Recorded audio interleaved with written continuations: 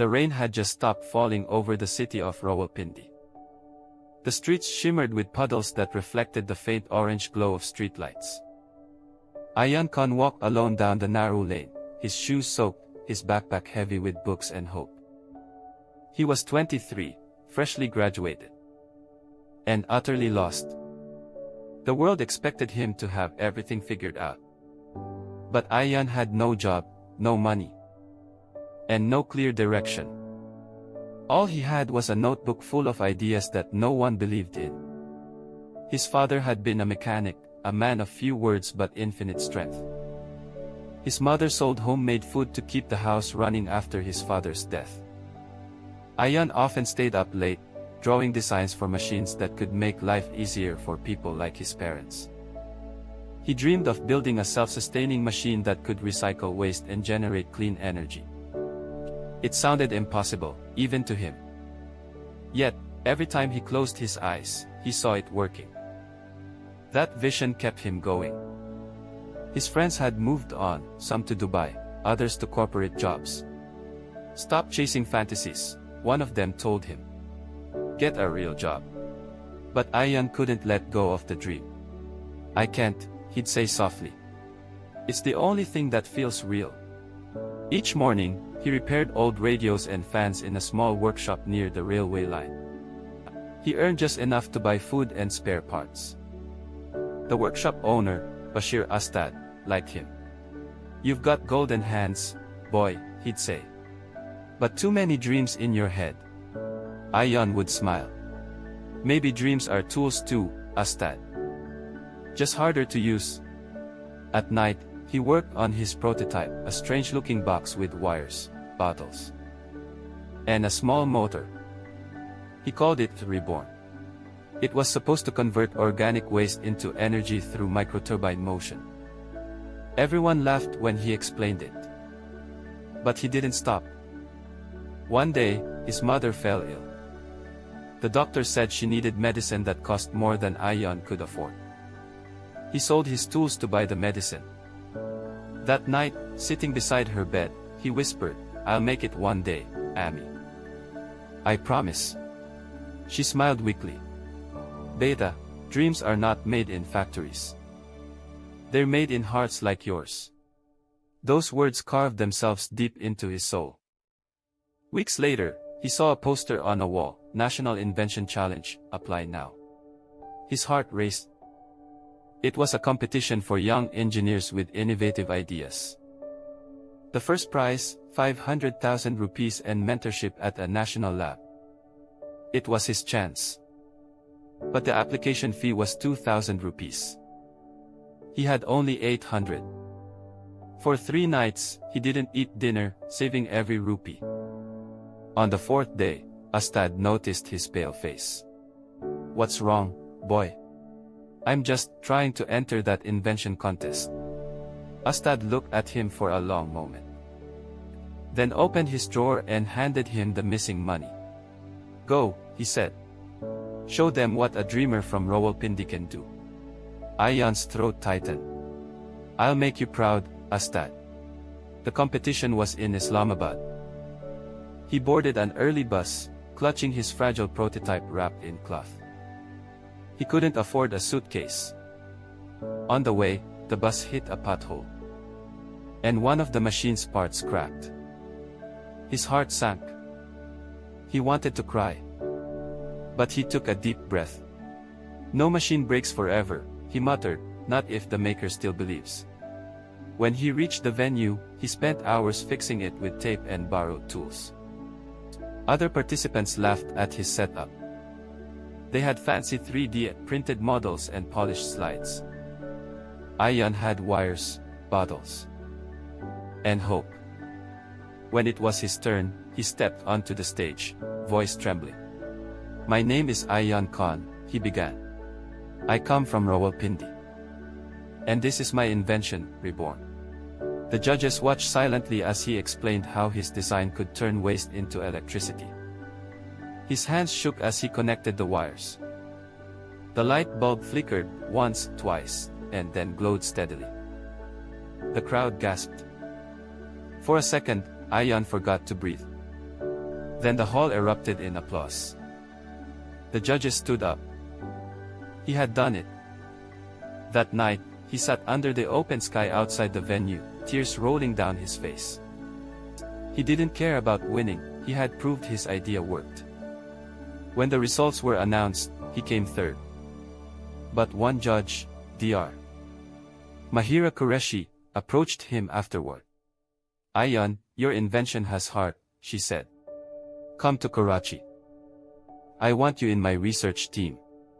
His life changed that day. In Karachi, Ayaan worked like a man possessed. He spent his days in the lab and nights studying renewable energy. Dr. Mahira became his mentor and guide. "The world needs people who care," she told him. "Not just people who invent." He absorbed every word. Together, they refined Reborn. They replaced fragile parts with durable components. They reduced costs by 40. They made it small enough to fit in rural homes. After months of testing, the prototype was ready for real-world trials. They installed the first unit in a poor village near Thada. The villagers watched curiously as Ayaan turned it on. The small machine hummed, and a bulb lit up in a hut that had been dark for years. Children shouted in joy. Old men clapped. Ayaan smiled, his eyes moist. "It's working," he whispered. In that moment, all his struggles were worth it. Word spread quickly. Soon, NGOs and government departments reached out. Reborn became a symbol of hope, affordable, eco-friendly, and made in Pakistan. Ayaan's story appeared in newspapers. From workshop to world stage, one headline read. But fame didn't change him. He still lived simply, still sent money home, still called us dad every week. One night, he received a call from home. His mother had collapsed. He rushed back to Rawalpindi. At the hospital, she smiled weakly. "You kept your promise," she whispered. He held her hand. "Because you taught me to never stop dreaming." She passed away that night, her hand still in his. Ayaan's world shattered. For weeks, he couldn't work. But then he remembered her words, "Dreams are made in hearts like yours." He stood up again. He poured all his grief into expansion. Reborn grew into a company called Context Solutions. They hired engineers from small towns, giving chances to those who had none. Within 2 years, the company installed 10,000 units across Pakistan. Villages that once burned kerosene lamps now had electricity. Children could study at night. Women started small home businesses.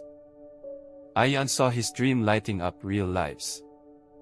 International organizations took notice. He was invited to speak at a renewable energy conference in Dubai. Standing on stage among world leaders, he said, "Innovation isn't about having money. It's about having meaning." The audience gave him a standing ovation. He became a symbol of youth empowerment. But success brought challenges too. Big corporations tried to buy his company. Some even threatened him when he refused. "You can't fight the system," they said. "I'm not fighting," he replied calmly. "I'm fixing it." When funding grew tight, he sold his car to pay his team's salaries. "Why?" they asked. "Because you believed in me when no one did," he said. His employees worked harder than ever. Together, they built Reborn 2.0, cleaner, stronger, smarter. One day, a massive flood hit Sindh. Villages were submerged. People lost homes, food, and light. Ayaan and his team loaded trucks with Reborn units and drove straight to the disaster zone. They worked day and night, installing power stations in relief camps. For the first time in days, flood victims had light. Journalists covered the story. When the government failed, Ayaan Khan's light didn't, a newspaper wrote. Awards followed, national, international, humanitarian. But Ayaan stayed humble. "Awards don't matter," he told his team. The real reward is when a child smiles under a new light. Years passed. Contact expanded into Bangladesh, Nepal, and Kenya. Ayaan became one of the most respected innovators in Asia. Yet, he still visited Rawalpindi once a month. He rebuilt his father's old workshop into a training center for young inventors. He named it the Dream Lab. Every weekend, he taught children there. "Do you know what power really means?" he'd ask. They'd shake their heads. "Power," he'd say, smiling, "is when you can help others shine." His mentor, Dr. Mahira, once asked Ayaan, "What keeps you going?" He replied, "Failure. Because every time I fail, I see another way forward." She smiled proudly. "You've become what you were meant to be." On the 10th anniversary of Reborn, Ayaan organized a nationwide campaign, Light Pakistan.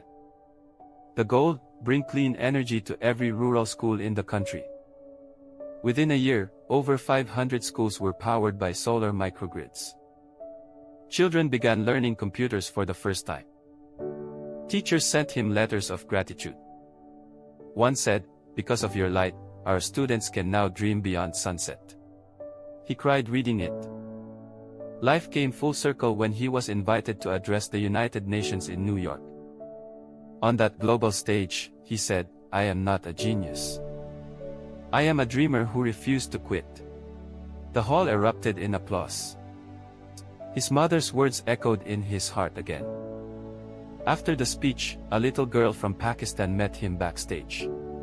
"Sir," she said shyly, "I want to be like you." He bent down, smiling. "No, be better than me." Ayaan never married. His work was his family, his mission his purpose. As he grew older, he started writing a book about his journey. He titled it, The Power of One Spark. In it, he wrote, "Every dream starts as a whisper. Don't let the noise of the world silence it." When he turned 50, he donated most of his wealth to a scholarship fund for rural students. He believed that education was the ultimate source of power. "Knowledge," he said, "is the cleanest energy of all." Decades later, when Ayaan passed away peacefully, thousands attended his funeral. Streets across villages dimmed their lights in tribute, then turned them back on together, brighter than ever. People said, "The man who gave us light has become light himself." The Dream Lab continued running. Children learned engineering, innovation, and empathy there. His team carried forward his mission. His book became a bestseller across Asia. And Reborn continued to power lives across continents. Years later, a young boy stood in front of Ayaan's statue outside the Dream Lab. "Who was he?" he asked his teacher. "A man who believed," she said softly. The boy nodded thoughtfully. "I want to believe too." And that, perhaps, was Ayaan's greatest invention, belief. A belief that no dream is too small, no heart too ordinary, no obstacle too large. His life became a beacon for every struggling soul. His name became synonymous with perseverance. But above all, his story became proof that faith in oneself can light the darkest path. Somewhere, under the same vast sky that once watched him struggle, another dreamer now works late into the night. Maybe they have no money, no recognition, no support. But perhaps they have the same fire Ayaan once had. And that fire, that stubborn refusal to quit, will one day change the world again. Because that's what dreams do. They pass on. They grow. They multiply in hearts that dare. They whisper, "You can." They scream, "Don't stop." They burn quietly in the souls of those who believe. And one day, they explode into brilliance. Ayaan Khan began as a mechanic's son. He became a nation's hope. He started with a broken machine. He ended by mending humanity's faith. His journey taught the world a simple truth: you don't need light to find your way, you need belief. And so, even now, in every village lit by Reborn's glow, people still tell his story. They say, Once there was a boy who saw light in garbage and turned it into hope. They say, once there was a dreamer who refused to stop.